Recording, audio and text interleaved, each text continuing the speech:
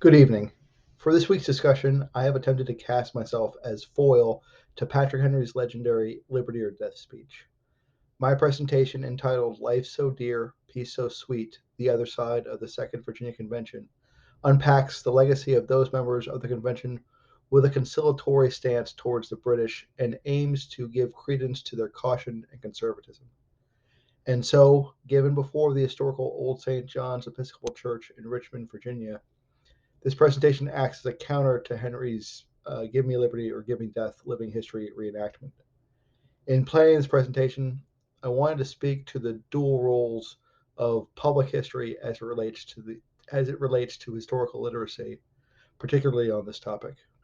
On one side, it's understandably important to understand the historical context and how that historical context informs the historical narrative, more so to take the understanding and articulate the multiple perspectives inherent to that narrative. On the other side, historical literacy requires us to understand our audience and how they will interpret this presentation. First, let's take a cursory look at the background surrounding the Virginia Convention in March. According to W.F. Dunaway's The Virginia Conventions of the Revolution, the March Convention was the second of 5 meetings of the most important men in Virginia to discuss the growing tensions between the Commonwealth and Great Britain. Two parties emerged. The first, the younger, blustery, aggressive side, which pushed for conflict with the royal governor with people such as Patrick Henry and Thomas Jefferson. The second, the more conciliatory group, which believed that negotiations could still salvage the relationship with London while having their demands met. This conciliatory group, including Peyton Randolph, Richard Bland, Edmund Pendleton, Robert Carter Nicholas, and George Wythe, were the older and more conservative, with deeper ties to London and a hesitation for conflict.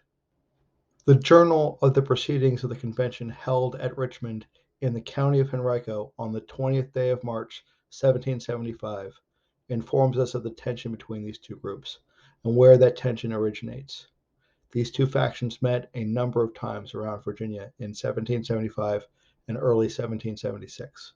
However, the meeting in March at St. John's Church in Richmond stands out because of Patrick Henry's Liberty or Death speech.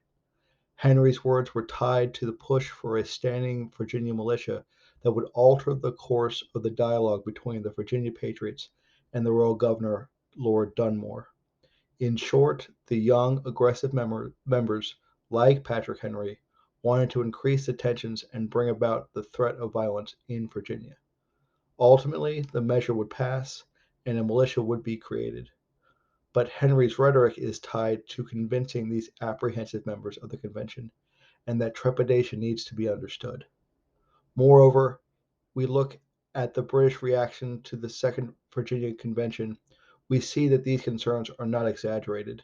The royal governor, Lord Dunmore's reaction to these meetings can be interpreted in part through a series of declarations and proclamations. Most notably, his November 7th, 1775 proclamation offered all enslaved Africans freedom if they, quote, are able and willing to bear arms and join the British troops. Now that we have a brief understanding of the historical context of this other side of the story, let's delve into how that counterpoint fits into the historical narrative at St. John's Church. Old St. John's Church offers a variety of living history experiences throughout the year, with the reenactment of Patrick Henry's firebrand speech at its center. This presentation seeks to show how Henry was so passionate by reinforcing the position of those against the man. His oration and his rhetoric was directed at changing minds and inspiring those around him who, while disagreeing with him, are hardly his opponents or foes. As historians, we have verifiable evidence from primary and secondary sources that allow us to unpack and analyze Henry's words and the impact of the Second Virginia Convention. But historians are not the audience who will be consumers of this public history. Rather, those visitors of St. John's Church, including school-aged children, are our audience. As Leon, Nix, and Schromm wrote in the introduction to public history, Understanding the audience means understanding what different publics expect and value when it comes to engaging in historical exploration. We must take into account their historical literacy and what they expect and value in my presentation.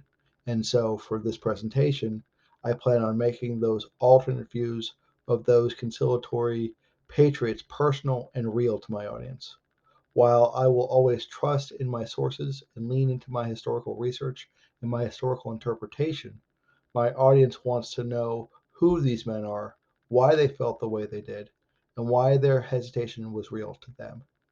In short, I need to make an attempt to mirror that same firebrand passion, that same rhetorical talent that Patrick Henry had in the pulpit at St. John's Church. I'll be the first to admit that my public speaking skills pale in comparison, and that I will never have the same inspirational power that Henry did. But it is that personal, passionate approach that separates an academic history presentation from a public history approach that speaks to these audience and makes living history such a powerful tool.